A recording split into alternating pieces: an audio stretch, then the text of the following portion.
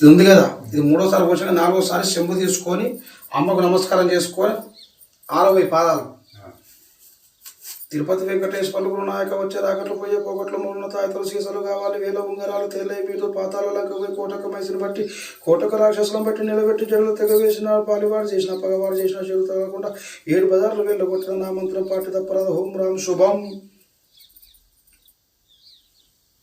ఇప్పుడు అమ్మవారి జాముతోటి పాద నమస్కారం కోసుకొని పాదకు సంస్కారం చేయి. ఓకేనా?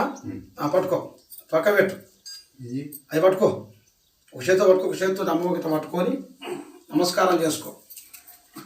భగభగ నరసింహ బాలగ్రహ నరసింహ వెండికట్ల నరసింహ కోడికట్ల నరసింహ పాలేట నరసింహ ఉగ్ర నరసింహ లక్ష్మీ నరసింహ చెట్టు చేస్తూ పాశకం ప్రయోగిస్తే ఇట కట్టు ఉన్న పోటు కట్టు ఉన్న మంత్రికాడు ఉన్న తంత్రకాడు ఉన్న పోయి కొబ్బరికాయ వాడాలి.